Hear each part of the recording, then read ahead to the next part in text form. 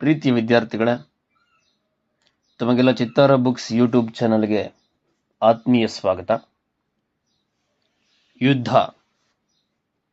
ಕೊಟ್ಟಿರುವ ಪ್ರಶ್ನೆಗಳಿಗೆ 8ರಿಂದ 10 ವಾಕ್ಯಗಳಲ್ಲಿ ಉತ್ತರಿಸಿ. ಮುದುಕಿ ರಾಹಿಲನನ್ನು ವೈರಿ ಸೈನಿಕರಿಂದ ರಕ್ಷಣೆ ಮಾಡಿದ ಸಂದರ್ಭವನ್ನು ವಿವರಿಸಿ.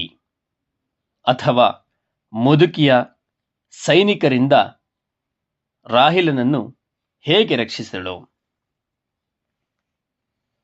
ಮುದುಕಿಯ ಸೊಸೆಯನ್ನು ಪ್ರಾಣಾಪಾಯದಿಂದ ಕಾಪಾಡಿದ ರಾಹಿಲನ ತನ್ನ ಕಾಲಿನ ಆರೈಕೆಯನ್ನು ಮಾಡಿಕೊಳ್ಳುತ್ತಿದ್ದಾಗ ಟಿಕ್ ಟಿಕ್ ಎಂಬ ಶಬ್ದ ಬಂತು.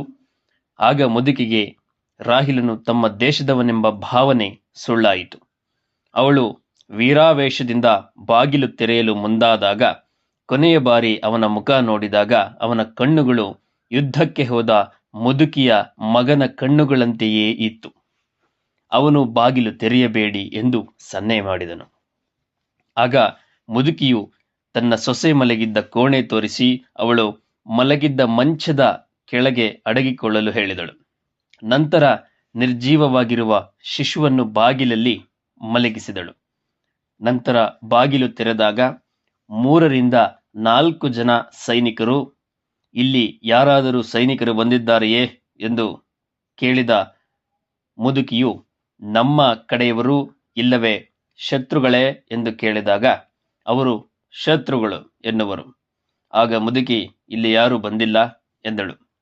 ಆಗ ಮುದುಕಿಯ ಮನೆಯನ್ನು ಹುಡುಕಲು ಬಂದಾಗ ಮುದುಕಿಯು, ನೋಡಿ, ನನ್ನ ಮೊಮ್ಮಗುವಿನ ಹೆಣವಿದೆ ಅಲ್ಲಿ ನೋಡಿ ಎಂದು ಹೇಳಿ ಅಳತೊಡಗಿದಳು. ಹಸಿನೆತ್ತರ ವಾಸನೆಯು ಬೀರಿತು. ಆಗ ಮುದುಕಿಯು ಮನೆಯಿಂದ ಸೈನಿಕರು ಹೊರಟು ಬಂದರು. ಈ ರೀತಿ ಮುದುಕಿ ರಾಹಿಲನನ್ನು ರಕ್ಷಿಸಿದಳು.